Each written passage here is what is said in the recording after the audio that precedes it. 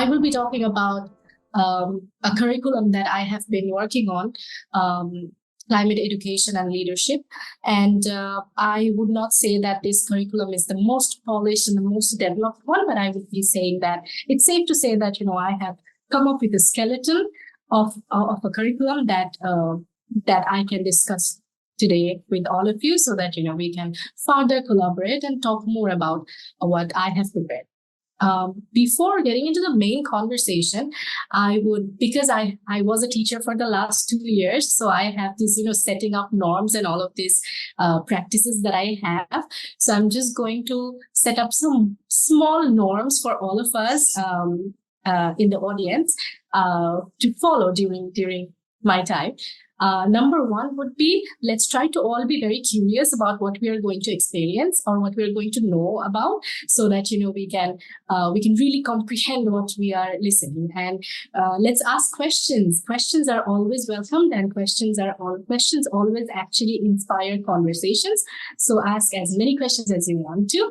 Please be interactive. If you want to speak, if you want to ask any question, please raise your hand, and we will take your questions at the end of my presentation, or leave your questions in the comment box so that we can address those at the end of my presentation. And the last one is personally my favorite one, because whenever I am a part of any kind of summit or conference where I am a delegate or where I am attending, I tend to take notes of the highlighted points that are highlighted points for me, so that I can think about those things, I can reflect on those points, and I can take actions. So please note down if anything during my conversation, if you feel anything that is important for you. After that, I would like to move on to an ice-breaking activity. That is also because I have been a teacher and I have been used to having ice-breaking activities in my classroom. So for this activity, I would really request all of you, and I would request anybody from the team to actually count the time. Because I would actually request everyone to take 60 seconds as your thinking time. So for the next 60 seconds, we are going to silently think about one action that we do, or for example, one action that I do or I have done that reduces or have reduced carbon footprint on Earth. Now, a lot of you who are not aware of what carbon footprint is, not an issue. I have given the explanation or the definition of what a carbon footprint is. It is basically the total amount of greenhouse gases, including carbon dioxide and methane, that are generated by our actions. So we are living in the world, and every day we are doing one thing or another which is generating different kinds of greenhouse gases. So and hence we are leaving carbon footprint on Earth. So please take 60 seconds of your time to think what one action that you take or you have taken already to reduce your carbon footprint on Earth. We will think for the next 60 seconds, and once we are done, I would request Tracy to announce once the 60 seconds is over, so that everybody can share their answer in the Zoom comment box. So I'm waiting for everybody's response, and while I do so, I would like to share what I do or what I am trying to do to reduce my carbon footprint on Earth. Is that I'm trying to actually reduce using straws. We use straws while drinking anything. Whenever we are drinking any soft drinks or whenever we are drinking any kind of beverage, we use straws. So I'm trying to reduce using that because plastic straw, when we are recycling, when we are actually throwing it away, it doesn't really it takes a lot of time to get recycled, and it's better to not use plastic straws and use paper made straws or steel straws. So I'm really in the process of reducing my usage of plastic straws. So I'm really excited to see the responses. Here we go. I took up gardening this year, and I have a pet project to make my offline office space a mini jungle at the end of this year. I'm also giving out plans to coworkers and friends. Oh, wow. Please take photos of your office space. I would really like to see. This is more about what I'm not doing. I've chosen to not update areas of my home because I want to, in order to not use resources on earth that I really don't need to consume. Wonderful. That's clever. As an architectural designer, choosing more products for home building that are as close as possible to the home being built, ethically sourced materials, and composting. Wow, wonderful. 10 to 15% meat in my diet, no carb, source food as locally as possible. Great. Eating a plant-based diet or reducing consumption of meat. I have committed to meat-free meals at least 4 to 5 days a week. Downsized my home, minimalized my living by half. Great. Conserving water and using it efficiently. Of course, of course. That's like one of the basic things that we can do, right? Ride bikes rather than drive when we can, fly less, recycle consistently, getting off grid on home completely. Wonderful. I started gardening also, recycled household waste. Amazing. Composting, solar drive, electric vehicle, limit waste. Amazing. Less use of wood, less use of plastic. Great. I teach my students to use recycled products. Amazing. I buy food that was grown as close to my home as possible. Oh, great. So many wonderful, so many wonderful responses. Thank you so much. And here I thought that, I would fail with this ice-breaking activity and nobody is going to respond. But it's so wonderful to see so many people already so aware and conscious about what they need to be doing to protect the climate and, just play their parts. Amazing, amazing. So now I would really move into the discussion and, I would not let you wonder that if she's going to talk about anything substantial or is she going to do all of these things the whole session. No, I'm going to talk about the curriculum that I've come up with. So here we go. Before actually talking about the curriculum, I would like to highlight why it is important. Why am I today talking about the importance of having a curriculum on climate education and leadership? So basically, I was going through articles on having climate education and leadership as a curriculum in our country's education system, and I found out that we don't really have any concrete curriculum on this particular subject. And while doing so, I found out that in our country, especially in Bangladesh, children rank 15th, that is classified as being extremely high risk in the environment. So basically, our country's children are at extreme high risk exposure to the current conditions of the environment. And that is happening because of the climate that is degrading day by day and the effect that is happening on the overall climate and nature of Bangladesh. And then I found out that Bangladesh ranked as the 7th most vulnerable country to the climate crisis, and it lacks comprehensive climate and environment education in its primary, junior secondary, and secondary school textbooks. So that's when I really thought about developing a curriculum where we can potentially, in your near future, we can actually implement this curriculum in a high school setting of Bangladesh. Because the problem is, whenever we are talking about our national curriculum or whenever we are talking about a school curriculum or a high school curriculum, we always focus on the subjects that are really important for us to actually do well in our lives. For example, we are talking about physics, we're talking about chemistry, we're talking about biology. We're not talking about climate and environment enough to actually put emphasis on this particular area, which is pretty much really important, is as equally important as any other subject that we are studying or we should be studying and we should be focusing on. Why? Because when I'm sure that most of you here will agree. If you do, raise your hand or give a reaction on the screen so that I know that when we were growing up, when we were children, in our school textbooks or in our storybooks or from our parents or from our teachers, we used to always hear these proverbs or phrases that always tell the truth. Be honest. Honesty is the noble virtue. Always be nice to people. Always be kind to people. So do we agree? We all heard these phrases, right, while growing up.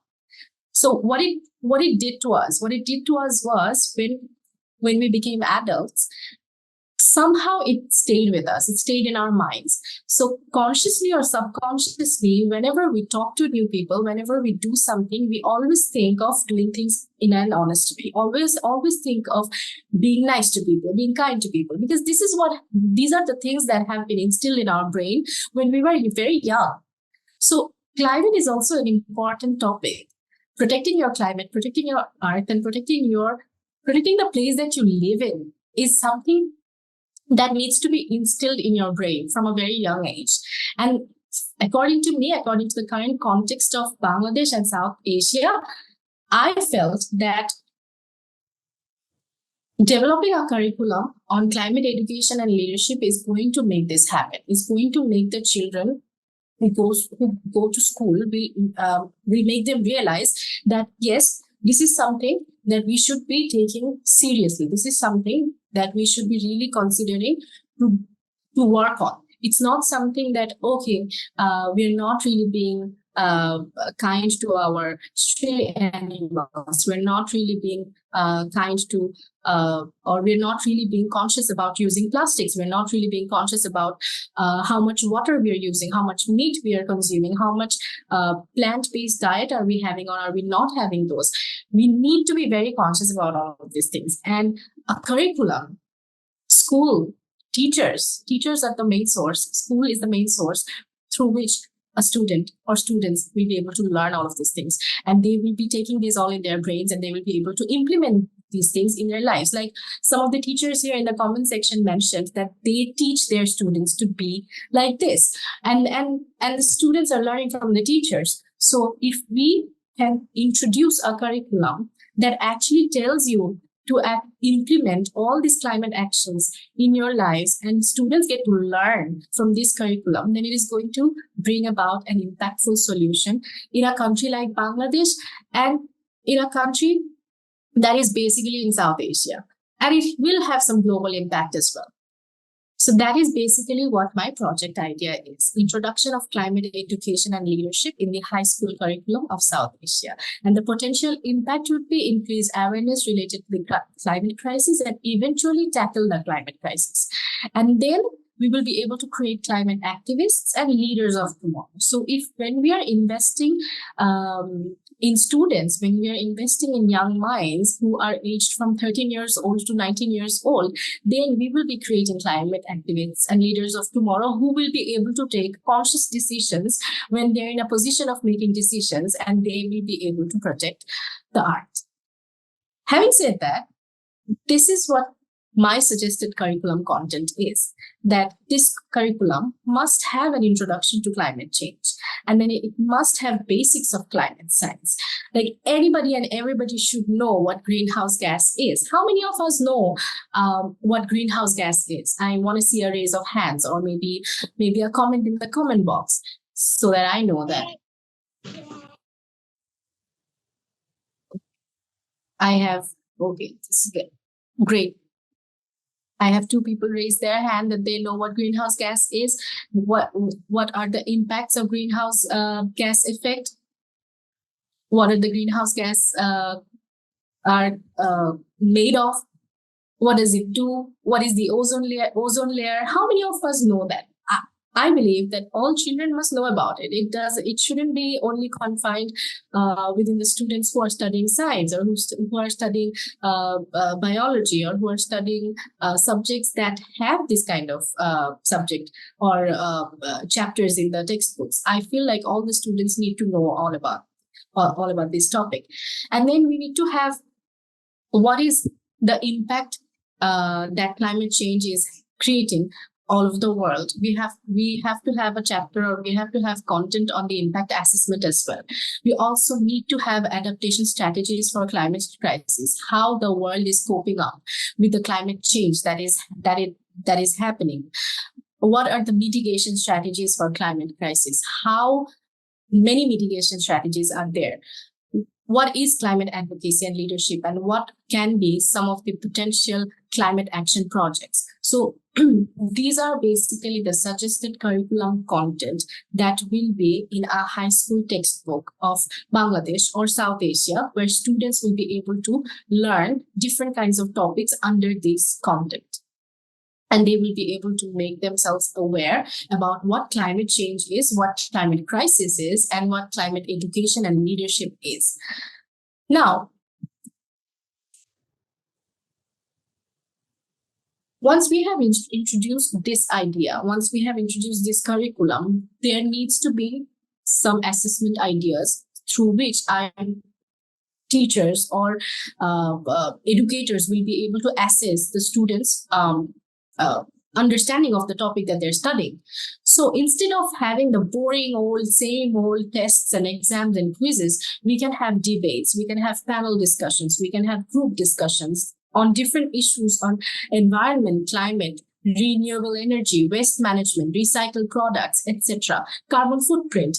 And students can have debates, they can have discussions, they can have different field activities where they go on different areas of their community and they clean or they have awareness campaigns there. They can conduct research projects, and then they can do oral presentations or poster presentations, and they can present their learning, and that way they can learn what they can actually learn what they can actually adopt and implement what they're learning.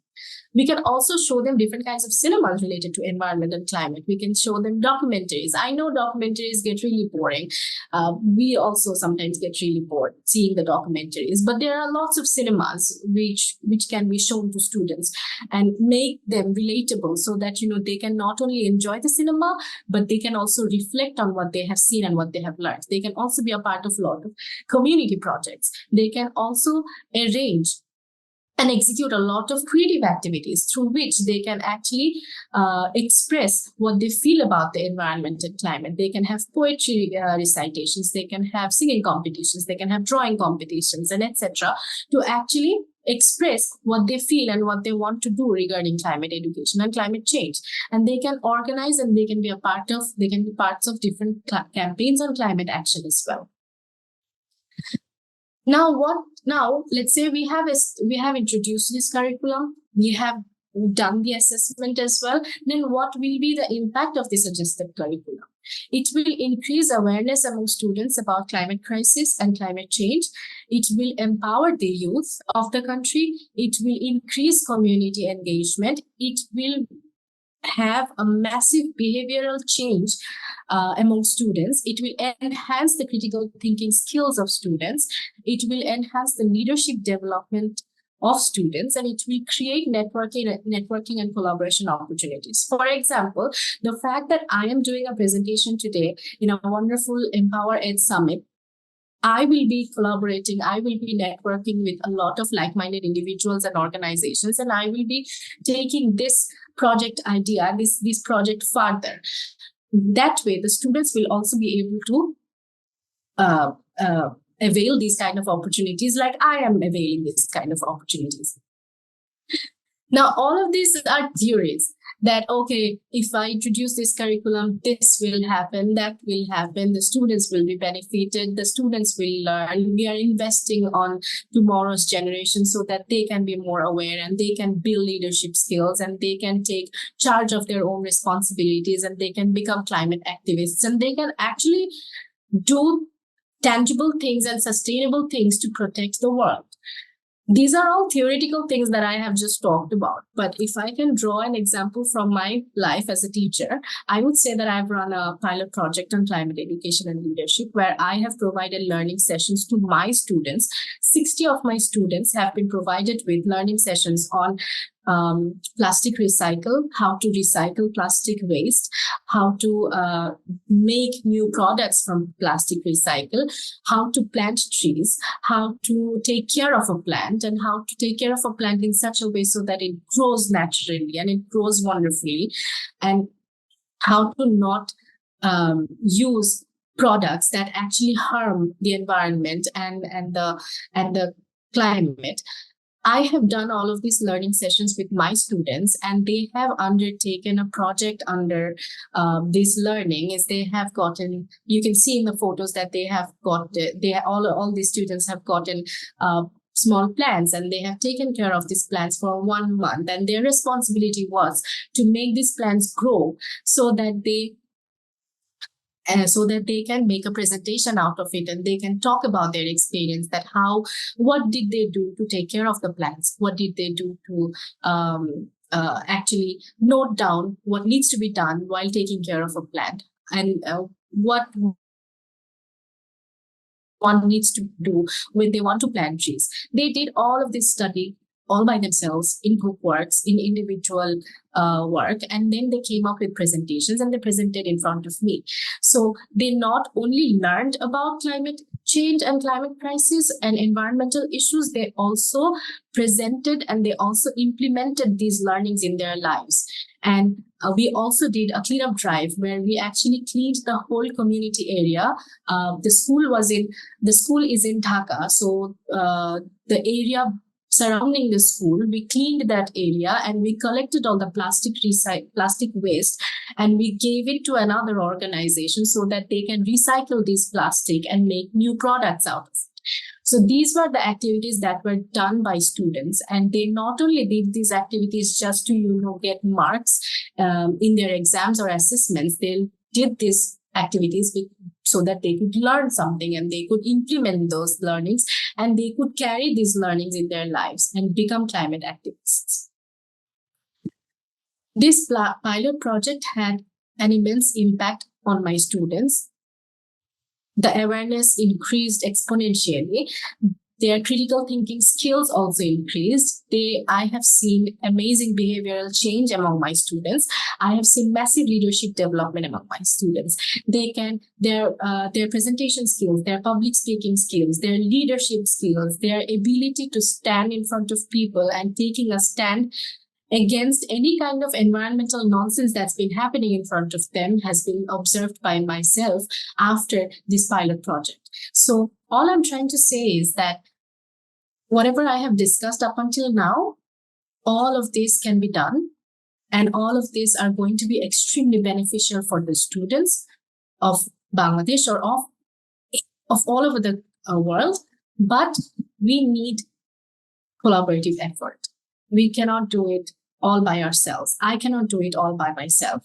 We need educators, policymakers, tech leaders, social activists, and entrepreneurs to actually come under one umbrella and work to develop this curriculum in such a manner so that it reaches a standard where this can be used as an open source, or this can be used as a supplementary document to national curriculums, not only in Bangladesh, but also in other countries of the world. So my call to action to all of you here is that if you want to be a part of the project that I am currently working on, please reach out to me. My email address is given here. My contact information is given here. If you want to WhatsApp me, this is the number. If you want to reach out to me, this is the email address. All I'm looking for is like-minded individuals and organizations who would want to collaborate to make this project idea take this idea into an execution level so that we can make it a resource for educators and anybody who wants to actually use it as a curriculum in their country, in their education system. Thank you so much. I'm handing the floor over to Tracy. If anybody has any questions, I'm okay to answer. Thank you. That was wonderful. It's so great to see how we can really bring this into schools, and amazing that, just imagining that every child can have the opportunity to learn in this way. There was a question in the chat said, issue of climate change and activism can only be well met when we take the talk to grassroots communities through campaigns. How would you advise one to tackle these issues based on the communities and locations? I think one suggestion that I can give in this case is that whenever it's a community-based issue, I think every community or every area has a union officer or local authority. So I think having a strong proposal to the authority can work, or having external support, external organizations to collaborate with you in your community's climate issue would be something that you can think of.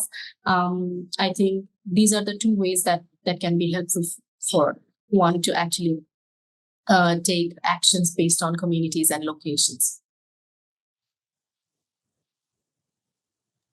Thank you. I'm going to find another question. Julie had her hand raised. Would you like to? Hi, thank you. And thank you for bringing all of this in. I'm a former teacher myself. And what I really appreciated right in the beginning, you asked me to write things down, and I did have my pen handy because I approach things in the same way. Thank you. Your discussion of core values and placing care for the climate right in the same arena with honesty, trust, respect, right as a foundational core value. And I was thinking, as a teacher, we viewed climate education as sort of a unit that was, okay, this week we're going to talk about the climate, like it was special and set apart. And I really can see where it should just be in the water, so to speak, all the time, across the board. If you're talking about math, climate math. If you're talking about reading about the climate. And it should just be infused at every level as just a primary basic value. And just thank you so much for bringing that in. Thank you so much, Julie. I would just like to say one thing here is that you're right, because we are mostly, we are aware of what's happening. Like, we know what pop culture is, right? Everything is so relatable. We know the latest slang, we know the latest lingo, we know the latest music that there is. Why? Because those things are really relatable, and those things are always in front of us, because those things are majorly publicized. What happens to issues like climate change and climate crisis is that we keep these things aside, like you mentioned. So my whole point is that whenever you're telling a student a story, make it related to climate. Whenever you're teaching maths, make it related to climate. Whenever you are building moral compass, moral values, connect climate with it. For example, in our country, that's very unfortunate for me to say that anybody can, puke on the road and throw up on the road, and it's just a very normal thing to do. Like, I know in emergency situations you don't have a choice, but when it's not an emergency situation, you do have a choice, you do have a responsibility. But in our country, most people do not really think about that. So why do we not think about it? Because we have never been really taught that, you cannot do this on the road. You cannot make your area unclean. You have to keep your area clean. You have to be mindful that this road is not only for your use. Other people are walking on this road. You have to be really mindful about what you are doing, how you're walking. Are you making this area dirty? Are you keeping this area clean? So we don't really instill all these values in our students' brains, and I think that we should be really doing that. So that's another aspect of actually talking about climate education and leadership, because these qualities are also leadership qualities. Like, when we talk about a leader, we don't really see these nonsensical qualities or attributes in a leader. We see the most charming and the most admirable qualities in a leader, and that is what I am actually vouching for here. So yeah, that's something that I wanted to add. That's wonderful. Thank you. I would like to hear from Sangao. Is that how you say your name? Sango? Hello, Hi. can you hear me? Yes. Yes. All right. Thank you for the opportunity. I'm sorry I joined the call late. I'm Sango, an environmental educator in Cameroon. Uh, climate change is really a nightmare here in Africa, and we are really trying our best to make sure that we instill in young ones the skills that are necessary to combat climate change. But then there are a lot of challenges that we faced, despite the fact that we are working hard to see that we develop a contextualized project, a contextualized climate educational toolkit. We also face challenges like at times the students will ask you, how can you really promise me, or I'm talking now like a student, how can you promise me that in a bid to fight climate change, I'll be able to earn a living through this? And how are we sure that if we focused on this, we will have the necessary funds? Because they think that the way the funds are shared to tackle to implement projects around climate change are not equal. So most of them tend to scale away somehow from focusing on listening to climate change. So I want to know how you to relate with your students as regarding that. And secondly, please, because I joined late, I want to, I don't know if the recordings will be shared or your slide will also be shared with us so that I can follow. Thank you.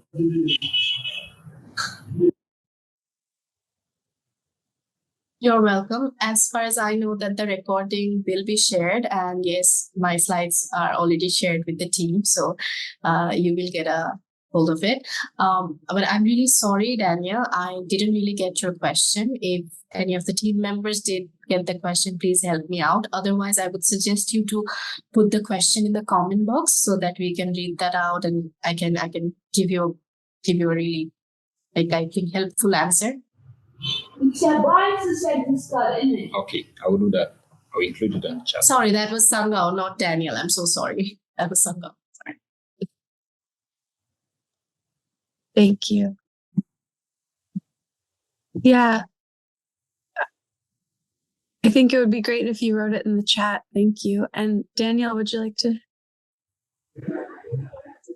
share in the meantime? Hi, yeah, thanks everyone. And thank you, Tahiya, for really informative. Thanks for everyone's questions and points here. It's really, really interesting and inspiring. We appreciate it.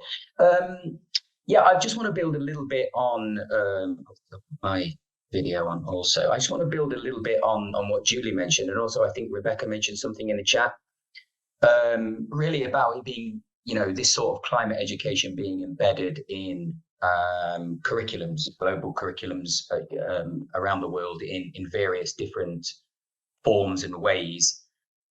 However, the problem that we have is that current systems of education, current systems of curriculum are, still pretty traditional.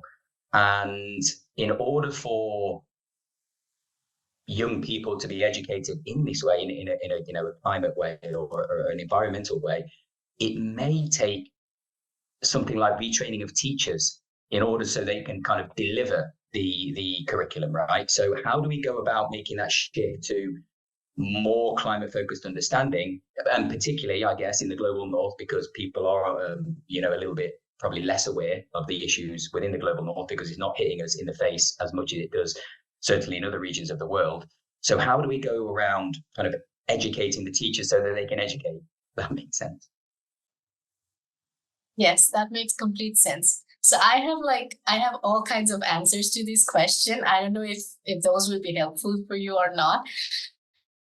So as a teacher, I'm going to first say that we have to keep on trying, because as teachers, so that's my first answer.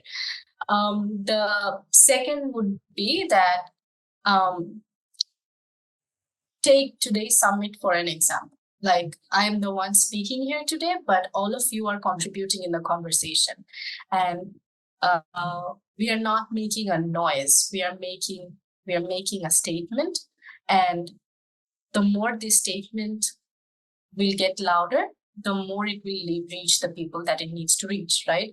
So at this point, I completely agree with you. The current scenario of my country's education system is also like I would say 60%, 70% traditional, but changes are coming because new minds are coming in, new minds are putting in their efforts, their thoughts, and changes are really coming. So for example, last year we introduced a new curriculum system in our education, a new curriculum in our education system, and we kind of really discarded the traditional way of taking exams of students in junior high and high schools, and we have started incorporating different kinds of assessments instead of taking exams. So yes, some have been happy with it, some have not been happy with it, but I think this has been a great step because it is actually helping the students, and it is also actually pushing the teachers to get themselves trained in the process so that they can be fully equipped with the new kind of teaching and new kind of approach that the new curriculum has and new system has. Regarding climate education, it's going to take time. It's going to really take time, but it's going to. I feel I'm positive that there will be, like, in the next 5 or 6 years, it's going to have its own area where people are actually contributing their intellect, their energy, their time, their investment, their everything, so that climate education is taken seriously, not only in junior high schools, but also in universities, in corporations, in organizations, in companies. And again, all of us here are representing some organization or the other. I am representing Harville. Harville is very consciously working on building tech leaders for tomorrow's generation. We are building tech leaders. We are building leaders. We are building leaders who will be extremely conscious about what's happening to the climate. So when they will be conscious with their actions and with their activities, they are going to preach and practice the same thing for their next generations as well. So we all have to play our parts here, we cannot be like, oh, I am doing this, but they are not doing their part. We have to be so good in our roles, in our parts, so that they feel that, oh, we need to up our game as well. So I think that's all I can say. But I would really like to continue the conversation with you. So please get in touch with me if you want to. Yeah. Thank you. Yeah, thank you very much for sure. Yeah, I've got all your details, so I'll certainly be in touch because it's very, very interesting what you're doing, and I think you're right. I think the movement has to, of course, movements have to start somewhere, right? And I think that if we're going to make a genuine change, I think that these sorts of discussions are going to be a big part of that. And I think that the more we can spread the word and encourage, like you mentioned earlier as well, it really has to come. I think it's probably a two-pronged approach, more than maybe two-pronged, but really it has to be from leadership and also from grassroots. So I think there's a potential for different ways of approaching it, and these sorts of discussions like we're having now, genuinely will have an impact if people are passionate and willing to learn new things, for sure. So yeah, I appreciate what you're doing. I will be in touch. Thank you so much. That's why also my project also revolves around high school students and junior high students, because these are the age groups where you can actually give them information and also make them think about the information and make them take informed decisions, because once you're an adult, once you're at a certain age, you kind of are settled with your own thoughts and mindsets. And the chance of you having a different mindset or different thought pattern gets lesser day by day. But when you're young, when you're a school student, you have your mind is open to all kinds of information. So when your mind is open to all kinds of information, why are we not giving them the right information so that they can be informed and they can make proper choices in their lives? That's what basically I'm trying to do. That's why my whole idea does not cater to companies or organizations or corporates. My idea caters to students, because they are going to be facing the worst climate crisis ever. We are going to go away. In the next 100 years, we won't be here. They will be here, and they will be facing the climate crisis. So they need to be well aware, and they need to be ready to face what's coming. So that's why my focus area is that. Thank you so much, Daniel. I saw a question from Rebecca that I'm looking for again. Wondering how to design a curriculum that meets diverse school standards. While I think it should be infused into everything, many teachers will need those included to adopt it. I'm gonna repost it too. Rebecca, or if you want to speak in also, please do. Sure. Hi there. Yeah. So basically, what I was saying is, if we really want a curriculum to be widely used by teachers, it needs to address the standards. As much as I think climate change should be embedded in everything that we do. However, a lot of teachers are very hesitant because they don't really sense the urgency that unless they have standards attached to a particular curriculum, they won't feel like they have the freedom to use it. So I'm just saying that whatever we do needs to be aligned, at least for, many teachers that feel like they can't step outside of a really limited box. Yes, you're absolutely right. So when we are developing a curriculum, or when we're introducing a new curriculum, or when we're even planning to do so, we need to keep in mind that we need to be able to train our teachers and make them ready for the new curriculum that we are actually thinking of incorporating or introducing. If we do not do that, then it's not going to be helpful at all, because at the end of the day, the teachers are the ones who will be in the classrooms teaching the students. If they are hesitant with the new curriculum or the curriculum that they are working with, it's going to be a disaster in the classroom. So you're absolutely right. When we are introducing something new like this, training the teachers and making them well equipped with what the impact the curriculum or the new system has, only then we will be able to see progress. And as you mentioned about being hesitant, some teachers being hesitant, I have seen that in my career as well. I think it's more to do with the person's or the human being's mindset rather than his or her capacity as a teacher, because I feel that our minds sometimes actually stop us from doing great things. So working on the mindset, working on building and modifying and updating the mindset and the thought process is something that teachers must work on. So yeah, that's about it. Definitely. Thank you. Sango had a question. How do you integrate interdisciplinary approach into teaching about climate change, and what resources or tools do you use to keep up with the latest climate science? So I have been looking into, I would like you to go into Global Schools program. They have some really cool resources about climate change. Global Schools program. You will find a lot of resources there. And if you just search on the internet, you will get a lot of research articles done. I have looked into the ones that cater to my country's needs. I'm sure that you will find resources that cater to your country's needs. But still, if you want to know more, you can get in touch with me and I'll help you out. Wonderful. Julie?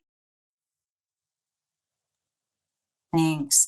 I noted one thing you mentioned, working with Her Will, and that the focus of Her Will is to bring women into STEM, to bring that piece of education. We see that as a critical part of climate solutions, and I'm wondering how you see that as being a part of the solution. Why is it important to bring women into STEM, and how might that affect the climate mitigation in the future?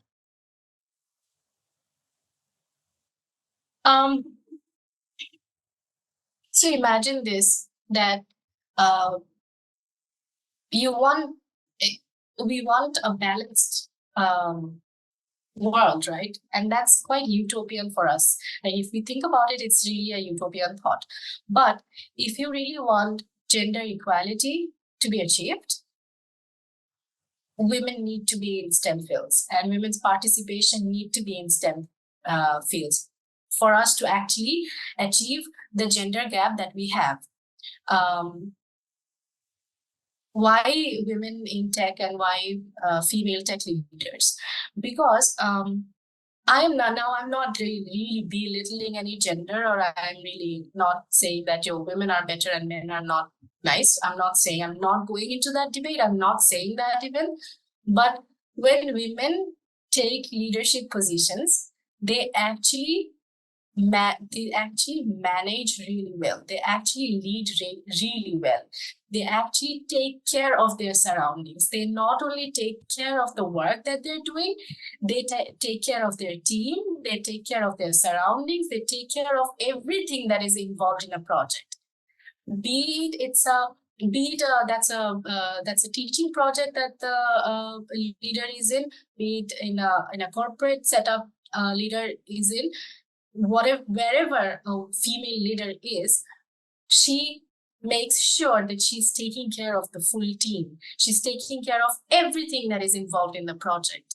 So my personal belief is that when we are talking about achieving gender equality, we really need to have women in different kinds of tech industries and as tech leaders, so that we can actually see them in leadership positions, and we can actually see the change in people's mindsets, in people's actions, in companies' workforce, in companies' decision-making process, in education's policy-making process.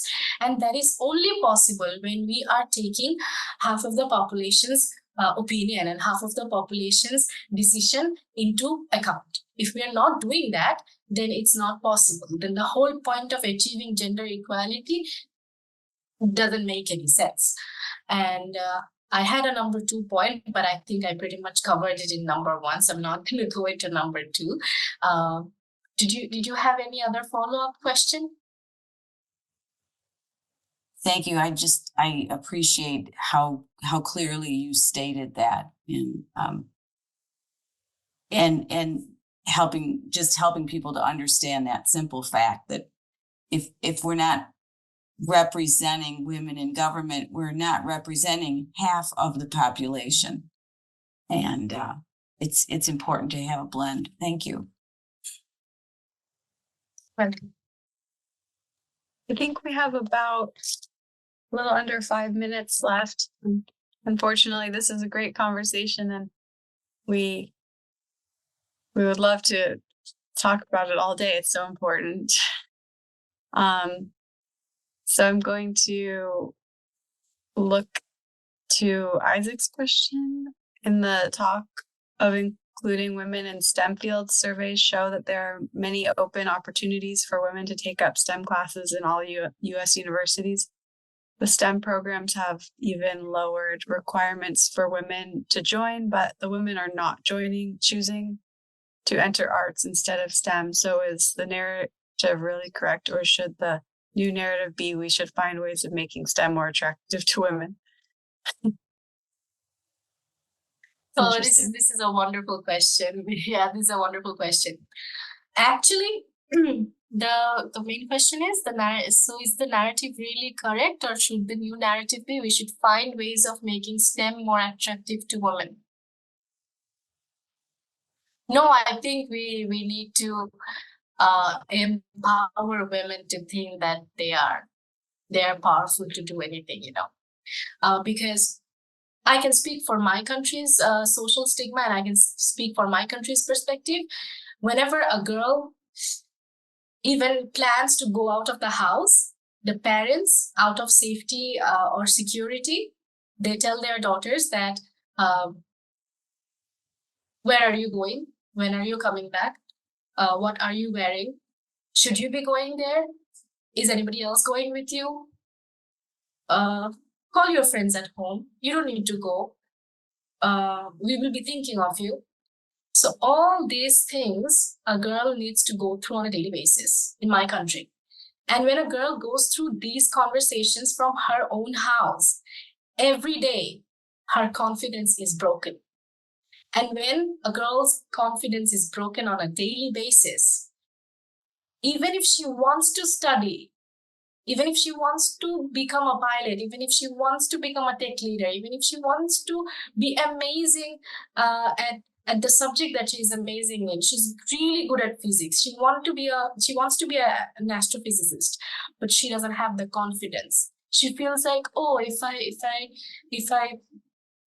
I do an art program, that will be easy for me. I will be home early.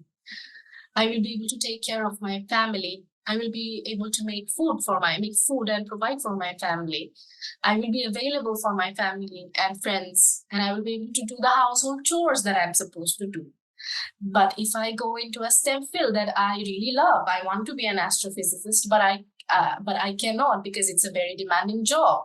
So let's not go there. So I think it's not that STEM is not attractive. STEM is not really attractive for women. It's us who are breaking women's confidence on a daily basis. And I think we should work there.